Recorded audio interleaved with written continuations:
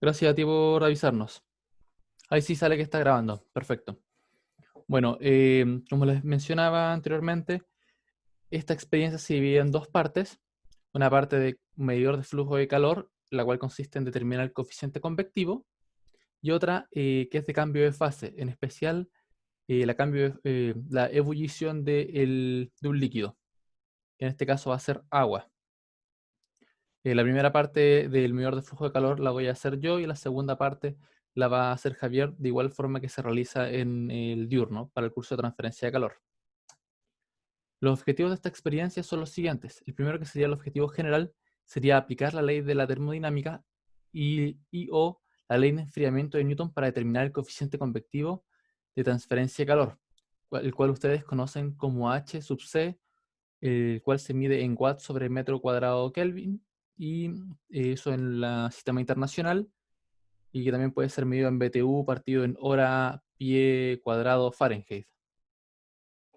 El objetivo específico son estos cuatro, donde los dos primeros son de la parte del medidor de flujo de calor y las otras dos son con respecto al cambio de fase, donde el primer objetivo específico sería estudiar el efecto de la velocidad del fluido en la transferencia de calor por convección mediante el cálculo del coeficiente convectivo. Es decir, que ustedes van a obtener el coeficiente convectivo de un fluido y van a tener que ver cómo varía ese coeficiente convectivo con respecto a la velocidad. Es más simple de lo que se escucha, ya que simplemente ustedes van a decir, eh, esta velocidad es mayor, no van a hacer nada numéricamente. Ahí cuando le muestre la metodología experimental van a entenderlo. La otra sería comparar los resultados obtenidos de este coeficiente convectivo con valores bibliográficos. Eh, el cuarto sería reconocer y comprender los cambios de estado del agua al ser calentada. Y el último sería determinar el valor de la constante empírica, que depende de la naturaleza de la combinación de la superficie de calentamiento y el fluido. Si no entienden este último objetivo específico, no se preocupen. Javier les va a tener que hacer toda una introducción teórica de lo que es esto, ya que ustedes todavía no conocen lo que es este coeficiente C sub SF. Pero primero voy a hablar un poquito de lo que es la transferencia de calor por convección, como se mencionó ya que este es el título de la experiencia. Lo más importante que ustedes tienen que saber sobre la transferencia de calor por convección, que necesita dos cosas para que se dé, a diferencia de la por conducción. En conducción únicamente ustedes necesitaban que existiera un gradiente de temperatura. Si había una temperatura mayor en el lado izquierdo que en el lado derecho, iba a fluir calor para llegar a un equilibrio térmico. En este caso se necesita tanto una velocidad, o sea, un fluido en movimiento, y esta diferencia de temperaturas.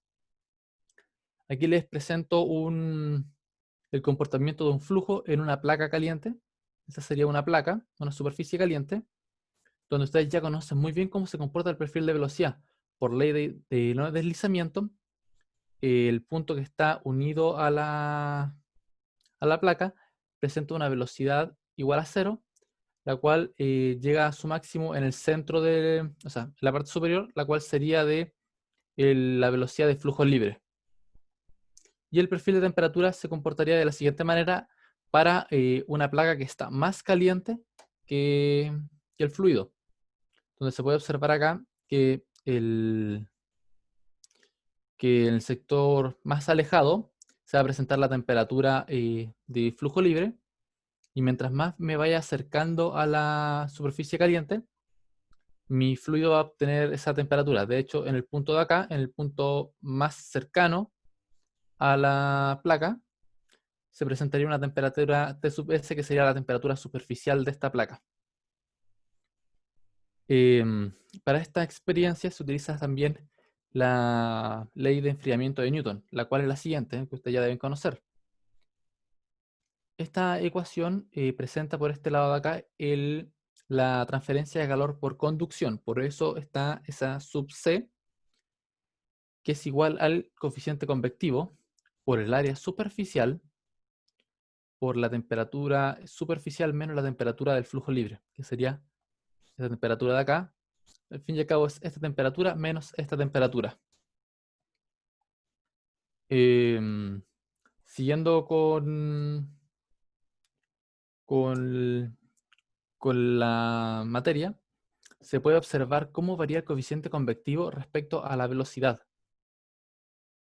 O sea, más que la velocidad, perdón, cuál es el coeficiente convectivo para distintos fluidos, donde la convección forzada, para convección forzada, perdón, y para convección natural. La convección forzada es cuando yo hago fluir al fluido por algún instrumento mecánico, por así decirlo. eh, Podríamos decir un ventilador, una bomba, y que la convección por medios naturales es que se cree por diferencias de temperatura o diferencias de presión, cómo se mueve el aire cómo se mueve el viento en las calles que uno ve normalmente. Ese viento no está movido por ninguna bomba ni nada por el estilo, es solamente diferencias de presión y diferencias de temperatura. Donde este de aquí, por si acaso, fue sacado del libro Crave. Y aquí ustedes van a trabajar para el caso de esta experiencia con aire. Entonces, más o menos van a tener que obtener resultados del coeficiente convectivo cercanos a estos números para la convección natural y cercanos a estos números de acá para la convección forzada. Em, la metodología experimental es la siguiente. El montaje experimental de la primera actividad, que sería esta, consiste en la utilización de un sensor que mide el flujo de calor. Ahí tengo un video de cómo funciona para que ustedes entiendan bien cómo se utiliza. Pero es más o menos, es un papel casi, el cual mide cuánta transferencia de calor hay. El cual está conectado, se le conectan dos sensores, que son dos termocuplas, que uno se conecta dentro o sea, por un lado de la pared, mientras que el otro se conecta al otro lado de la pared. Para esta experiencia se realiza en una muralla. Entonces, se pega el sensor que mide el flujo de calor en la muralla, y por un lado de la muralla se pone una de las termocuplas, y por el otro lado de la muralla se pone la otra termocupla. Voy a mostrar un video y luego voy a explicar esta ecuación de acá. Em, no sé por qué.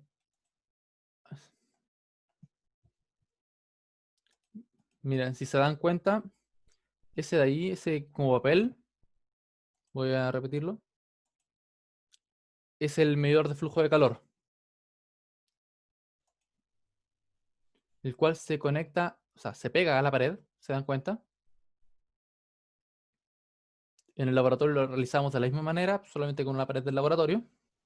Y esos dos de ahí, perdón, esas dos cosas que mostró blancas eran termocuplas, las cuales sirven para, no sé por qué no me deja parar el video, pero eran termocuplas, las cuales me permiten medir la temperatura, y con eso el equipo, que va a ir después conectado al computador, como se va a mostrar a continuación. Bueno, aquí está poniendo la otra termocupla afuera, como la había mencionado, una por un lado de la pared y la otra por el otro lado de la pared.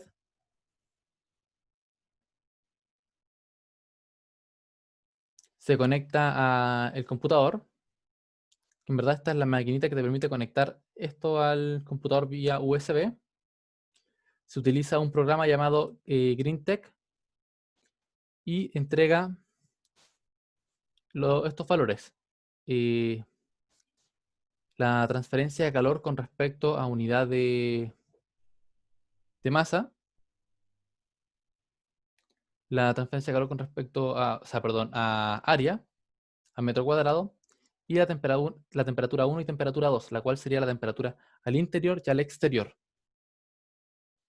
Entonces yo les voy a entregar a ustedes el, el head flux, la temperatura 1 y temperatura 2, ¿ya? Esto entrega unos gráficos de la siguiente forma.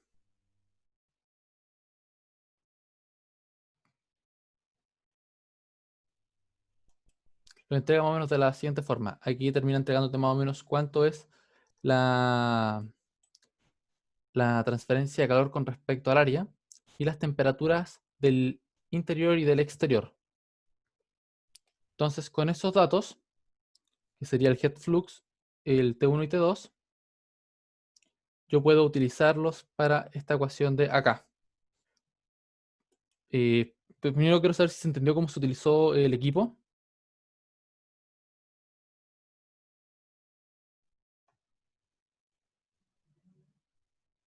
¿Aló? ¿Alguna consulta? O sea, con el video igual se entiende bien cómo lo hicieron. Sí, al fin y al cabo es medir las temperaturas, mide la temperatura casi de la pared por ambos lados y cuánta transferencia de calor existe. Pero nosotros vamos a llevar esto un poco más allá. Y además medimos dentro de la habitación y afuera de la habitación, las temperaturas con termocuplas también de inversión, las típicas termocuplas que se utilizan para las experiencias de termodinámica y también para sistemas térmicos, las cuales nos permiten medir el ambiente. Entonces nosotros vamos a generar, les voy a entregar a ustedes 4 valores de la temperatura, ¿ya? Una temperatura exterior medida con la termocupla de nosotros, una temperatura exterior obtenida por la termocupla del equipo, una temperatura de la termocupla eh, interior que nosotros utilizamos y otra temperatura por la termocupla del equipo, pero en el interior. Y además el valor del head flux. Pero si se dan cuenta, el del equipo nos entregaba watts sobre metro cuadrado. Y el valor de acá, por eso aquí ya no presento el valor del área, sino presento este Q dos rayitas, el cual sería con respecto al área. Si ustedes lo único que tienen que hacer es obtener dos coeficientes convectivos, o sea, sí, que sería reemplazando el valor de Q sub C, que es el que se lo voy a dar, y la temperatura interna, y la resta de las temperaturas que van a sacar con la termocupla interna y la interna del equipo. No sé si se entiende. Es importante que me digan si se entiende o no ahora. ¿Podrías repetir, por favor? Sí, mira, como les digo, van a utilizar, les voy a entregar a ustedes 4 temperaturas. Y uno va a estar, si esto se hiciera como una experiencia real, por así decirlo, se va a entregar las mediciones por el equipo, el cual me va a entregar la temperatura de las paredes del muro y, y la tasa de transferencia de calor con respecto al área. Eso me entrega el equipo. Pero además nosotros queremos conocer cuáles son los coeficientes convectivos que existen en los coeficientes convectivos que existen de la muralla hacia afuera y de la muralla hacia adentro de la casa. No sé si Javier, ¿puedes conectar tu tablet o no? O sea, entiendo que vamos a tener una temperatura que va a ser interior del ambiente y una Ujú. temperatura por el lado interior de la pared, Sí, ¿verdad? Ya, esa sí, diferencia de temperatura a mí me va a dar un coeficiente convectivo, un HC, que va a exactamente, que va a ser, ser el lo podemos coeficiente llamar convectivo interior. interior. Ya, Exactamente, ya. Y hacemos el mismo proceso, pero para el exterior con la temperatura ambiente de afuera y con la temperatura de la pared que nos va a dar el el equipo, sistema, el exactamente, equipo. Ya, vale, exactamente. Y van a tener que utilizar el mismo Q sub C, ya, ya que va a ser en verdad la misma transferencia de calor para ambos lados. claro, entiendo. A veces depende donde uno ponga el equipo, si lo pone afuera, por así decirlo, nos va a entregar resultados en negativo, ya que va a Claro, considerar que se está perdiendo calor, pero es solamente cosa de cómo uno lo vea. ya. O sea, en rigor, si pusiera adentro o afuera, daría el mismo Q sub C, pero distinto signo, por decir. Exactamente, Ya, exactamente. Y también, vale, bueno, también depende de la temperatura que esté dentro y la temperatura que está afuera. claro, Cuando esta experiencia se realiza en invierno, se tiene que poner la forma de calentar la sala y que afuera exista una temperatura más baja y que haya esta transferencia de calor. Y en claro, verano para pasa lo tener el contrario. gradiente. Ya, Exactamente, entiendo. se necesita velocidad y gradiente, pero la velocidad, por muy mínima que sea, nos permite obtener coeficientes convectivos. Dale. Ustedes estos coeficientes convectivos, bueno, aquí voy a poner más o menos lo que tienen que calcular con respecto al medidor de flujo de calor. Ustedes van a calcular el coeficiente convectivo tanto interior como exterior, como se estaba hablando, y se va a realizar un análisis comparativo de estos resultados con respecto a libros, normas, lo que quieran, pero no pueden utilizar el libro CRAID, ya que en sí el CRAID es el que se utiliza aquí.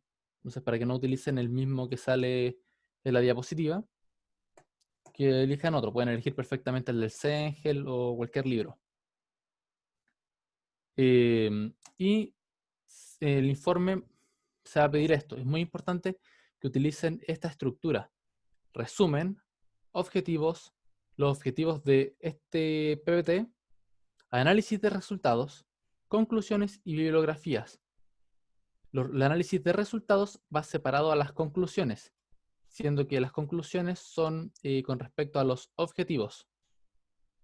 ¿Ya? El resto es lo mismo. De hecho, esto es la misma diapositiva que la experiencia anterior, pero en esta experiencia queremos que lo hagan sí o sí utilizando este formato, ya que mucha gente entregó el formato que ellos quisieron y se ve una gran diferencia entre las notas de las personas que sí utilizaron el formato a las que no utilizaron el formato, ya que muchas personas no presentaban todos los análisis de resultados o todas las conclusiones, o presentaban la bibliografía como ustedes querían. Entonces la gracia es que no haya malas notas en el laboratorio. ¿Alguna consulta? Igual Javier todavía tiene que hacer toda la parte de ebullición. Tengo una pregunta, Felipe, respecto del informe.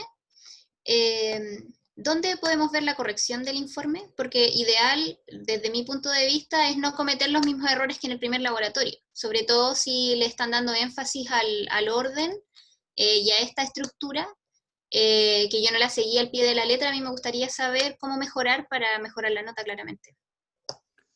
Sí, de hecho, lo que pasa es que quería hablarlo directamente con Víctor, porque hay notas muy buenas y notas muy malas. Entonces, quería hablar con Víctor, o sea, Javier, Víctor y yo, para ver qué podíamos hacer para que al fin y al cabo nadie tenga mala nota en el laboratorio. Eso sí, después de hecho me gustaría, no sé, no sé si me das el permiso para mostrar tu informe, que a ti te fue bien dentro de todo, o sea, te Ya. fue bien. Sí, Igual. pero, o sea, me imagino que es la duda que tienen varios. Sí, por mí no hay problema, pero justamente es eso. O sea, tampoco sabía qué nota tenía, entonces no, No, por me supuesto. saltó la duda con lo que acabas de decir aquí en esta diapositiva. Pero sí, no hay problema, si quieres lo vemos después para no alargar más la experiencia. No sé, igual es para que lo vean también tus compañeros y entiendan más o menos el formato. Dale, Paz, ¿cierto? Aquí. sí, Por ejemplo, el resumen, los únicos descuentos que hay aquí sería del resumen, que podría mencionar algún resultado importante también. Por ejemplo, aquí me hablas de cómo se realizó la experiencia, pero también decir, oye, se obtuvo este resultado que puede ser importante, porque si yo leo esto de acá, la gracia es que yo solamente leyendo el resumen pueda saber si vale la pena ver todo tu informe. O vale, sea, si yo fuera una persona externa. claro. El puntaje presenta, bueno, cada uno aquí uno va viendo y sale el porcentaje de cuánto puntaje van a tener. Todos los informes están revisados así por si acaso. Y se dan cuenta que este más o menos el formato de que se pedía. O sea, el análisis de los resultados, separado de las conclusiones. Y también una bibliografía que no era necesario que fuera una bibliografía larguísima, sino que estuviera bien citada dentro del texto y utilizando las normas que corresponden. O sea, como pueden observar acá, eh, la bibliografía 1 iba, o sea, la bibliografía 2 iba conectada con este dato de acá, y no bastaba solo con decir en el libro CRAID, por ejemplo. Igual todos los informes están con su corrección, pero como les digo, me gustaría primero hablarlo con Víctor para saber si existe una forma de que las personas que no le haya ido bien tengan mejores notas. Sí, me parece que sería bueno verlo. Javier, no sé si quieres tú partir con tu parte. Sí, sí, partamos, no tengo problema. Voy a cerrar esta acá y por favor tú das el... Bueno,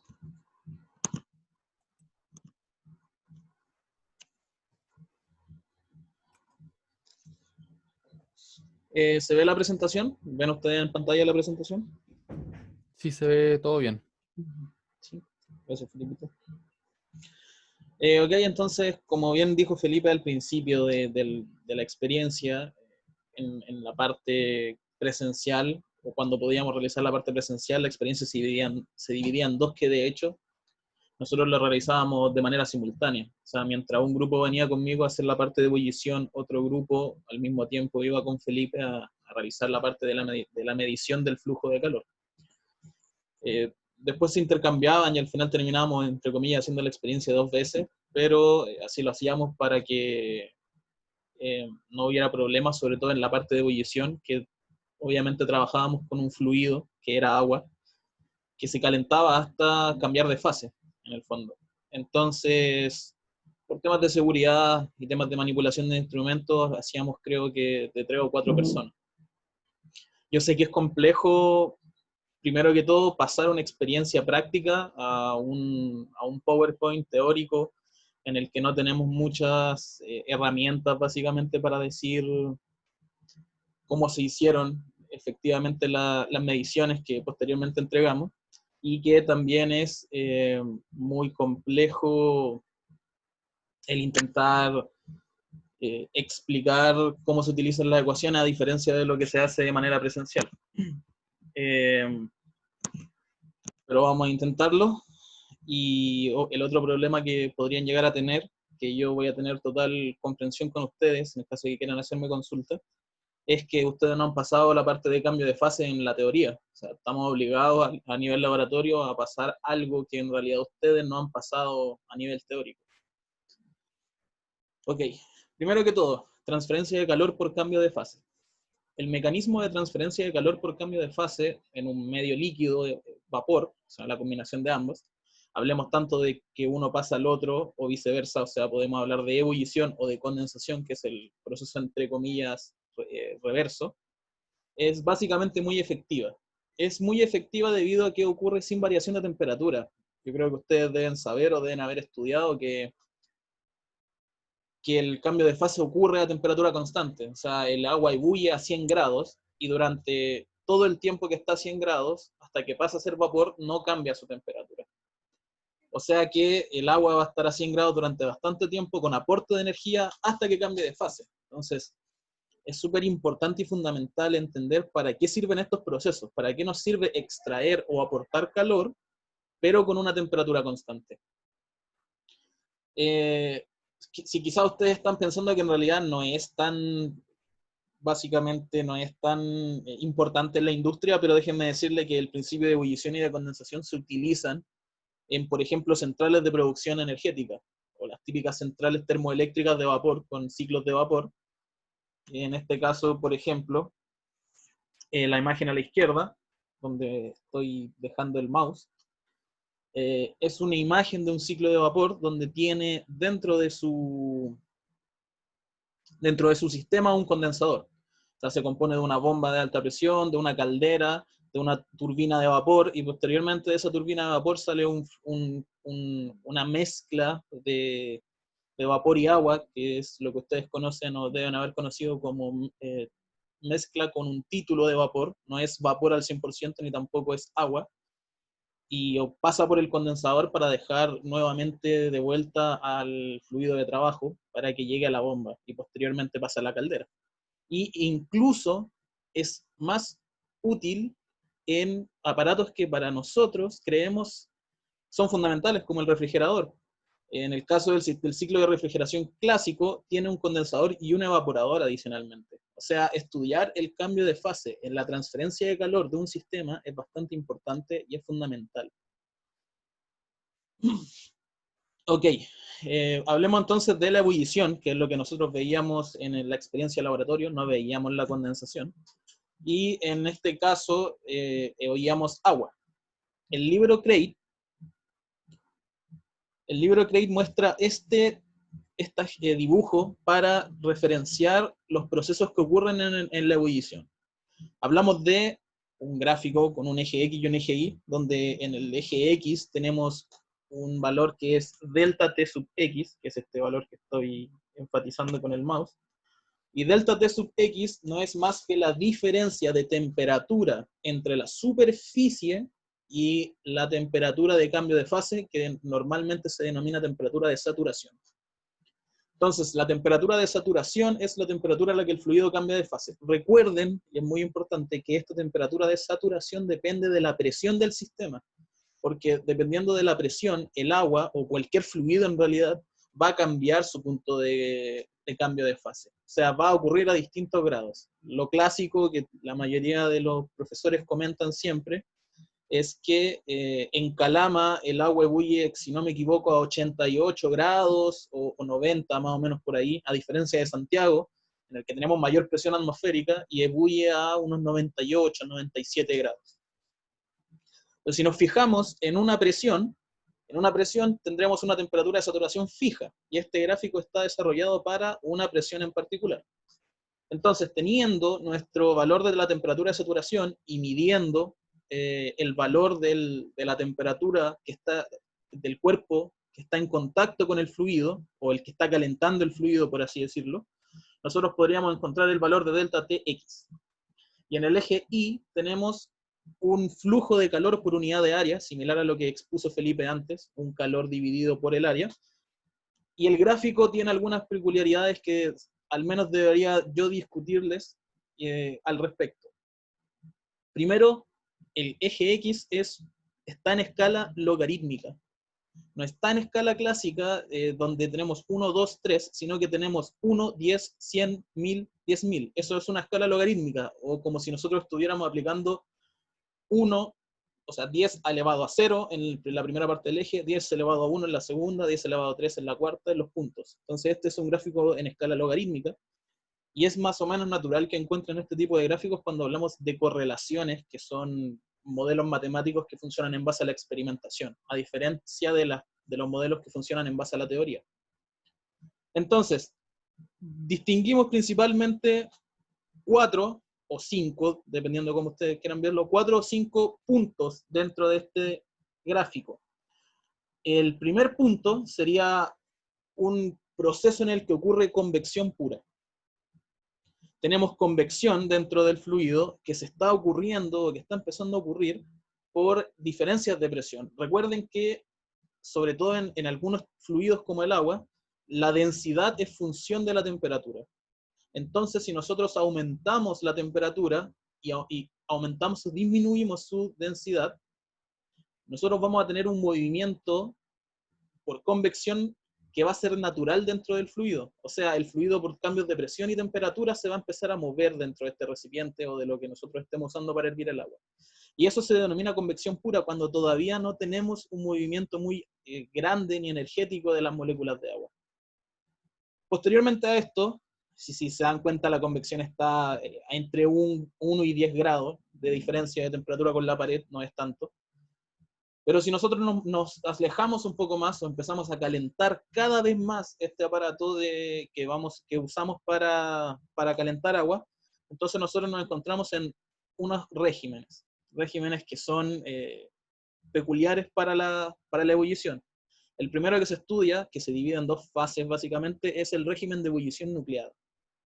Y el régimen de ebullición nucleada se manifiesta bien hasta más o menos unos 30 o 40 grados de distinción entre la temperatura de saturación del fluido y la temperatura de la pared que lo está calentando.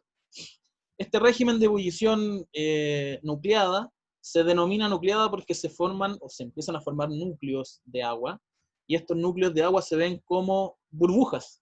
O sea, tenemos un régimen de ebullición nucleada porque tenemos burbujas presentes. Seguramente ustedes lo habrán visto porque, al menos yo, que soy re malo para cocinar, y he cocinado fideo y he hervido agua, y entonces me he dado cuenta que, por ejemplo, siempre dicen que el agua está hirviendo cuando empieza a burbujear. en la superficie. Entonces eso es un régimen de ebullición nucleada. Se distinguen dentro de la ebullición nucleada dos fases, que son el de las burbujas individuales y otra fase que es el de las burbujas que son grupales, por así decirlo.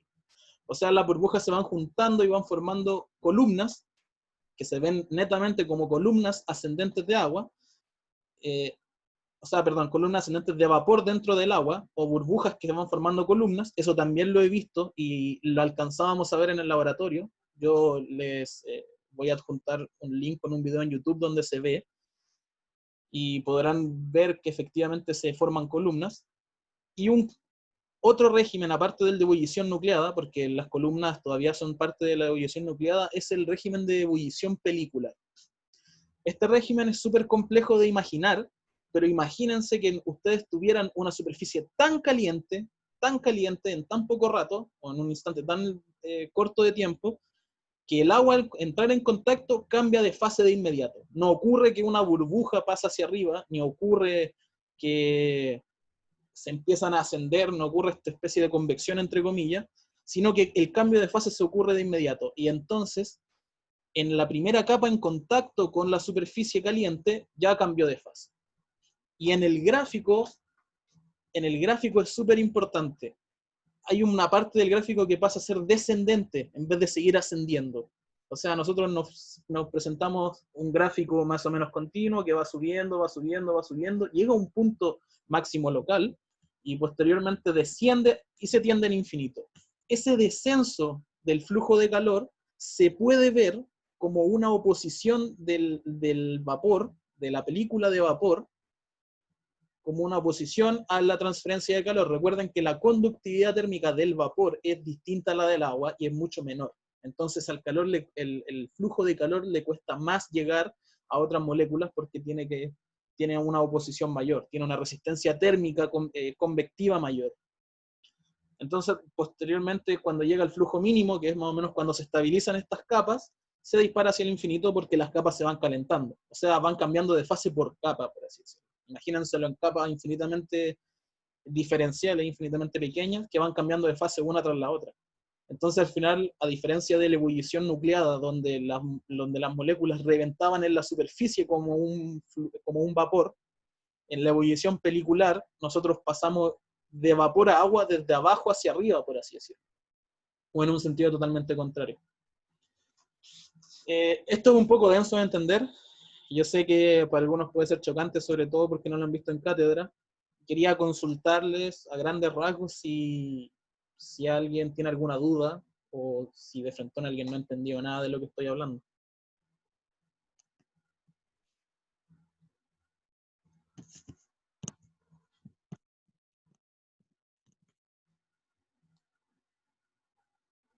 ¿Sí? ¿Hay alguien acá conmigo? ¿O estoy solito?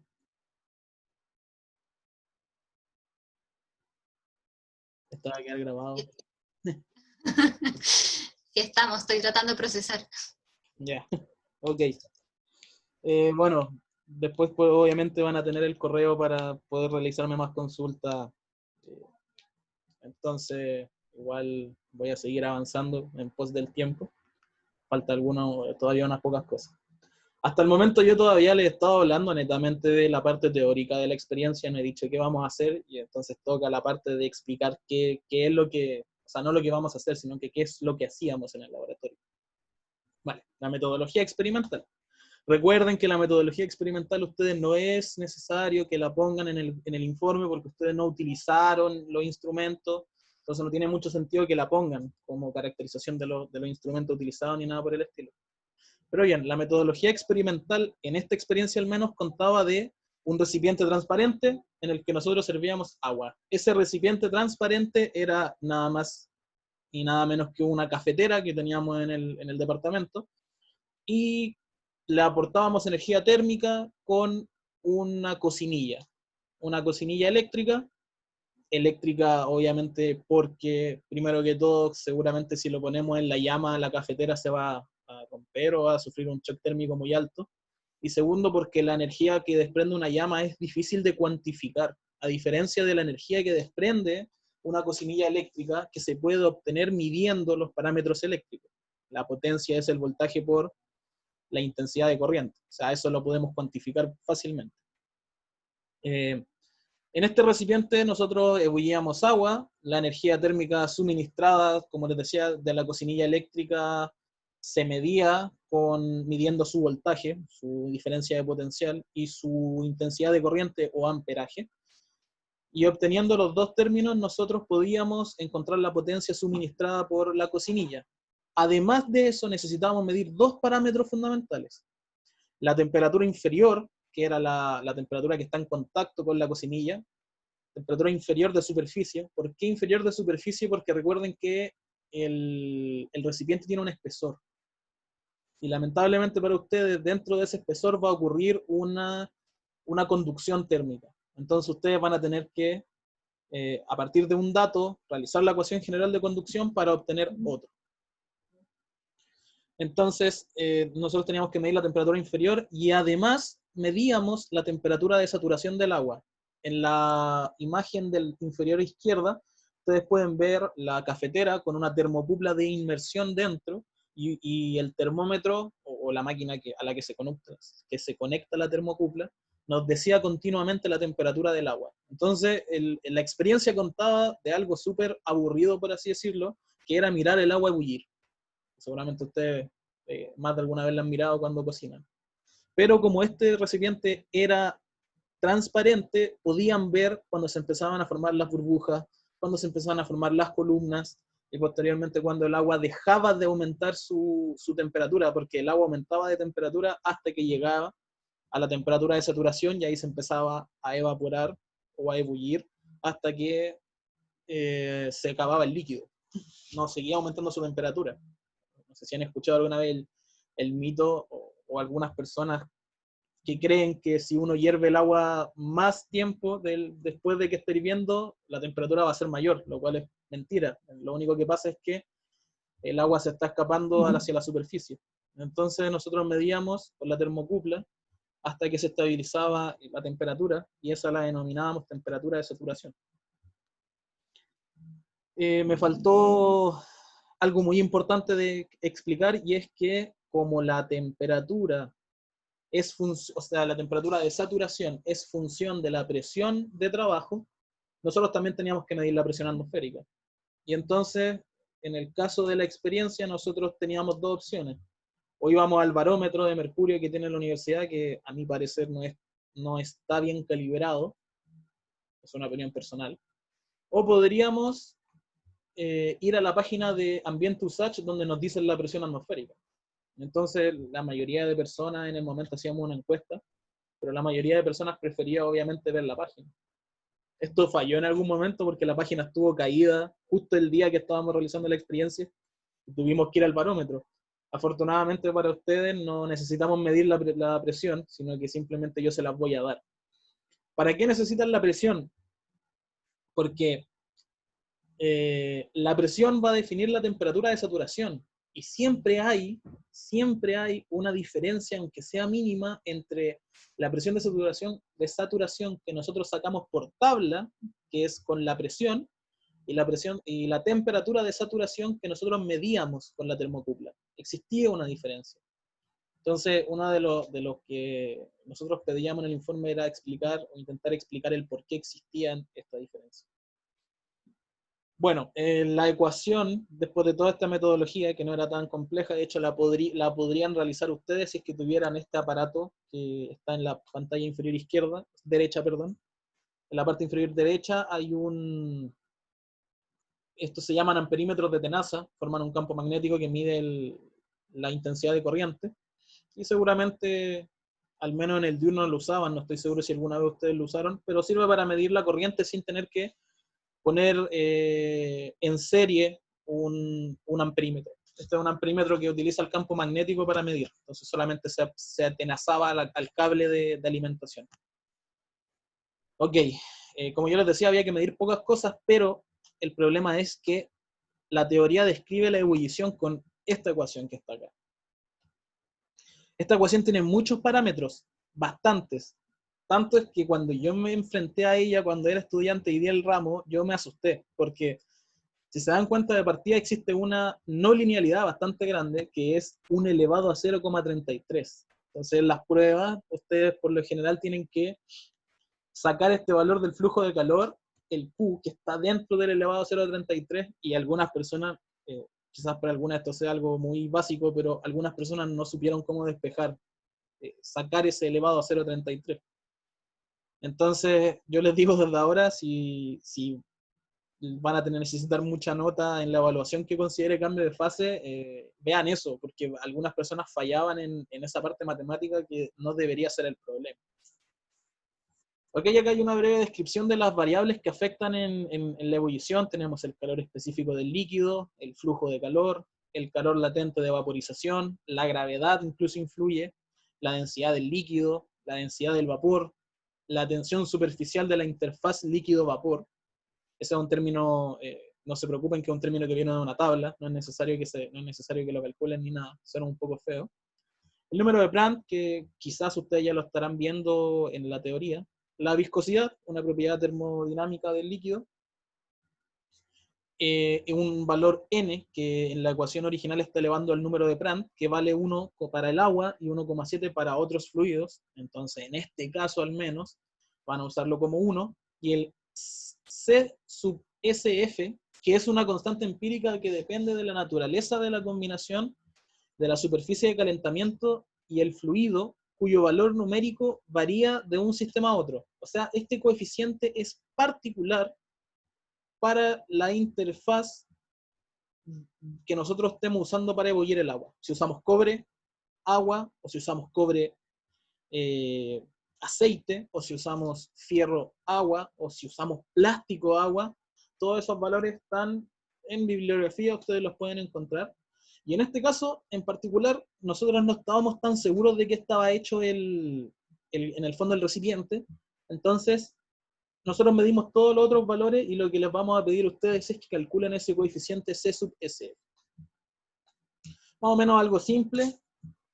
Ustedes dirán, bueno, medimos 3 cosas, 2 cosas, ¿cómo vamos a sacar toda esta información que nos pide la ecuación para lograr obtener el coeficiente C sub SF? Por ejemplo, les voy a explicar más o menos. Nosotros tendríamos, o lo que habríamos medido hasta el momento, son la presión, la temperatura de saturación, la temperatura inferior de la pared, y además habíamos medido el voltaje y la intensidad de corriente, y el amperaje. Con el voltaje y el amperaje, obviamente, ustedes pueden sacar el flujo de calor. Tendrán que dividirlo por un área, pero esa área yo se las voy a dar, así que no se preocupen. El calor específico del líquido saturado es función de una tabla termodinámica en la que contiene muchas propiedades termofísicas, en donde ustedes tienen que ingresar con la temperatura de saturación. O sea que con la temperatura de saturación ustedes pueden obtener el calor específico. Y lo mismo pasa con el calor latente de vaporización, que también se llama entalpía de cambio de fase. Lo pueden encontrar en libros como calor latente de vaporización o como entalpía de cambio de fase. La aceleración de gravedad, ultra conocida, una constante. El que quiera hacer un trabajo perfecto y espectacular podría encontrarla en específico para la universidad, para el DIMEC, que es donde se midieron los datos. La densidad del líquido, otra vez, función de la temperatura de saturación. La densidad del vapor, también función de la temperatura de saturación. La tensión superficial, bueno, esta la van a encontrar en los libros, en el capítulo de ebullición en particular, y también es función de la temperatura. O sea, esa la van a encontrar y tiene un valor. No hay ningún problema. El número de Prandtl, también función de la temperatura. La viscosidad del líquido, también función de la temperatura. Y entonces tendríamos todo para poder usar la ecuación, y su trabajo va a ser encontrar todas estas constantes que ustedes tienen que utilizar en función de la temperatura que ustedes midieron. Podría haber un problema, y es que, como expliqué antes, hay una discrepancia entre la temperatura de saturación que medimos y la temperatura de saturación que nos da por presión de saturación, y entonces eso ya lo voy a dejar a criterio de ustedes. La verdad es que no varía mucho. Si ustedes quieren hacer un análisis muy amplio al respecto, podrían hacerlo, pero no va a ser necesario debido a que estamos intentando condensar más o menos la evaluación y todo el tema. Pero si ustedes quieren, o si les interesa y les atormenta un poco el hecho de que hayan dos temperaturas de saturación, lo dejo a criterio de ustedes que utilicen cualquiera y especifiquen el por qué. ¿Por qué van a usar una o la otra? ¿O por qué podría siquiera alguien usar ambas, si es que quisiera? Me falta un dato que no lo anoté, y no está en el libro, no lo anoté a propósito, y es el valor de G sub C. G sub C, que está acompañando al sigma, acá dentro de la raíz de la ecuación, es una constante de conversión de unidades. Entonces, G sub C vale 1. G sub C vale 1 para el caso de que ustedes trabajen en sistema internacional. Bueno, si tenemos algún estudiante que sinceramente le gusta complicarse un poco la vida y trabaja en sistema inglés, por ejemplo, ese valor de G sub C no es 1 y no tengo idea cuál es, para ser sincero. El libro no lo expone, lo he buscado en mi bibliografía, no lo he encontrado, solamente sé que es un valor G sub C que depende del sistema de unidades que nosotros estemos usando. Ok, esta parte es densa y obviamente de nuevo tengo que preguntar si tienen alguna duda respecto a algún valor, algún símbolo que ustedes no entiendan o algo por el estilo.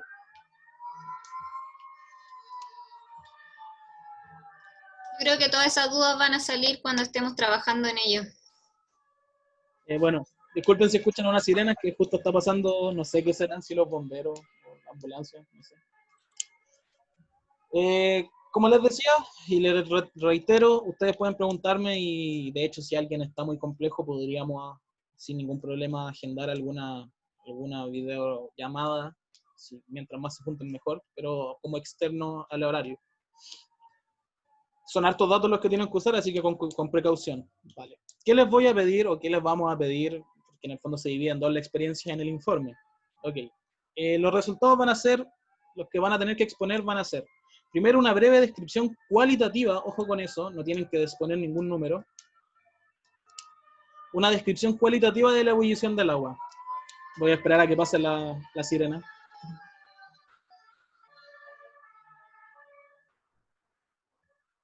Estos son los temas de las clases online, pero bueno. De nuevo, una breve descripción cualitativa de la ebullición del agua. Entonces, ahí hay un video, un link de un video en realidad. Yo se lo voy a adjuntar después, se lo voy a mandar. Les mando el PowerPoint y también les mando donde les envíe los datos que ustedes necesitan, les envío el link. En ese video a un tipo literalmente bulle agua con un recipiente transparente y con una cocinilla. Así que es exactamente lo mismo que hacíamos nosotros. Y la descripción cualitativa que necesito, más o menos que me pongan es, el agua comenzó a ebullir desde abajo hacia arriba, en forma de glóbulos, en forma de burbuja estable, posteriormente se empezaron a juntar las burbujas, empezaron a explotar las burbujas muy violentamente en la superficie, o sea, una descripción en palabras del tema. ¿Okay? Eso no me parece que sea muy complejo, es ver el video y explicar lo que pasa en el video. De hecho, el tipo lo explica más o menos, así que es como poner en sus palabras lo que sucedería. La parte densa, calcular el coeficiente empírico C sub SF para los datos que les vamos a mandar, que yo les voy a mandar. Ahí van a tener que calcular todos los valores con las tablas termodinámicas, van a tener que hacer todas las suposiciones necesarias. Hay un valor que les va a faltar, que es el valor de la temperatura de la superficie que está en contacto con el agua. Yo les adelanté más o menos que ese valor se puede calcular haciendo una ecuación general de conducción. Ese es parte del trabajo del laboratorio, así que lo van a tener que investigar más o menos ustedes. Pueden consultarme a mí, pueden consultarle a Felipe. No hay ningún problema en eso. Después de calcular ese valor, van a tener que hacer un análisis comparativo entre los resultados obtenidos y la referencia bibliográfica. Entonces ustedes van a tener que buscar un libro que explique cuál es ese valor, cuál es el valor de ese coeficiente, si coincide con algún material, porque nosotros no conocemos el material que utilizamos, y hay libros en particular que dicen que se puede utilizar uno de prueba cuando no se conoce el valor del material. Entonces, si ustedes no conocen el valor del material, podrían simplemente decir que vale un valor fijo de prueba que exponen los autores.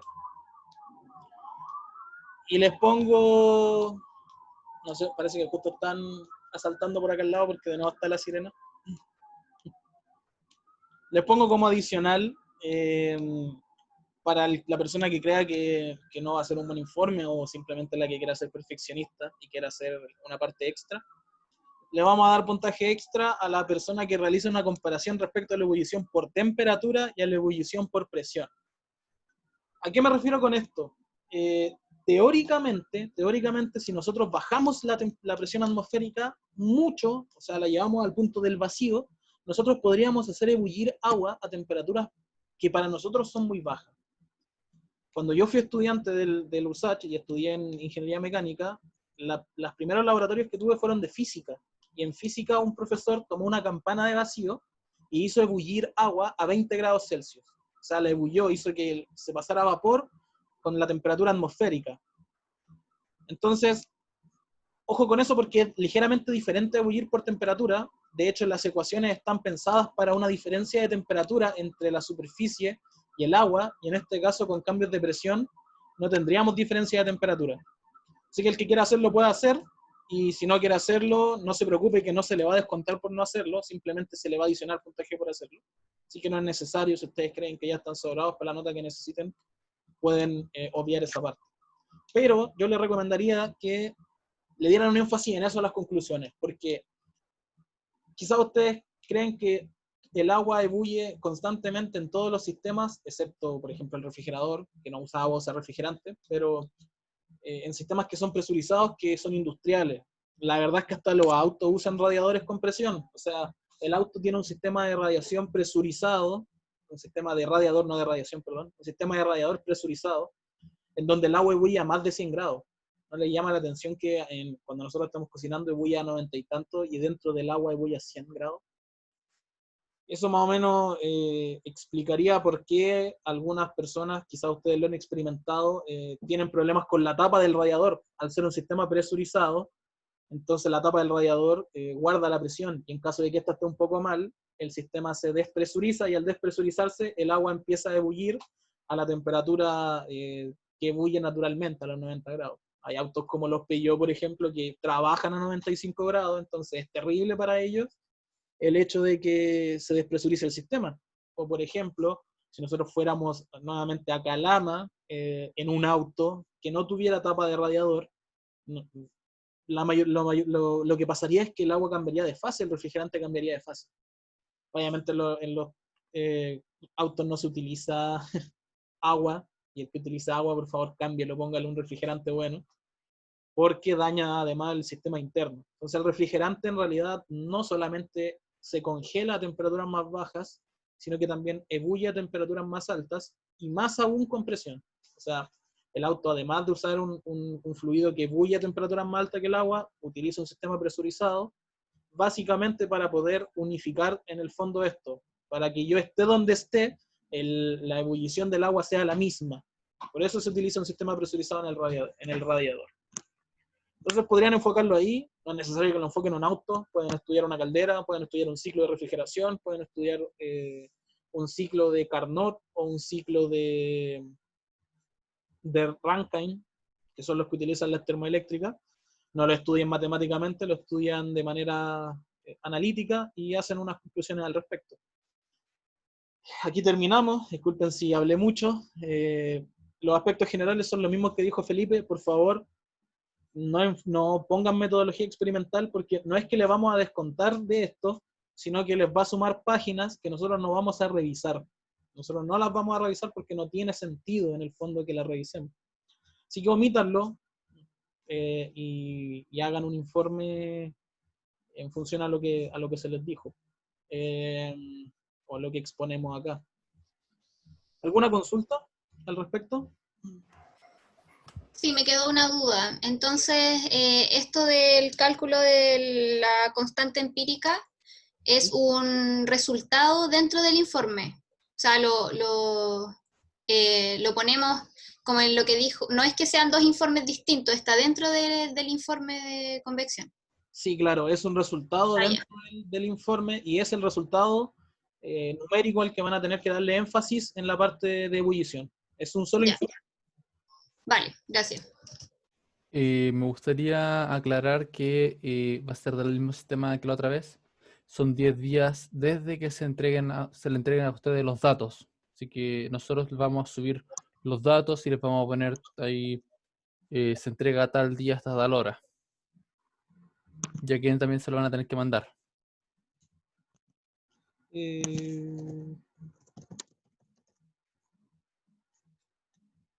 sí, quería, quería hacer una aclaración, Felipe. Recuerda que quizás pueda haber gente que no pueda venir presencialmente al laboratorio, entonces no podemos exigir que ellos lo entreguen 10 Ah, días después. Vamos a dar sí, una sí, fecha, verdad. disculpen, vamos a dar una fecha de entrega que va a ser una fecha límite, ustedes pueden mandarlo antes, pero vamos a dar una fecha para que las personas que no puedan asistir presencialmente también tengan la oportunidad de mandarlo. O sea, vamos a dar una fecha y ustedes van a tener hasta esa fecha para mandarlo. No van a ser 10 días, va a ser más, no se preocupen. Eh, y eso básicamente, ahora sí. Lo último, si pueden añadir si pueden anotarse y de igual forma para saber quién estuvo presente en el chat.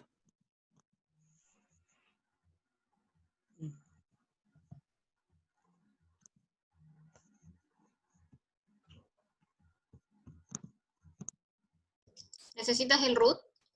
No, con eso estamos más que bien. Muchas gracias. Vale.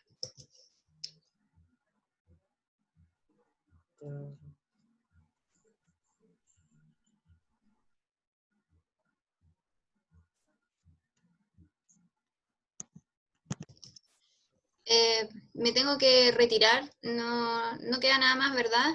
No, no, puedes retirarte sin problema. Que tenga buen fin de Muchas semana. gracias. Oh, Muchas gracias, hasta luego. Que les vaya bien.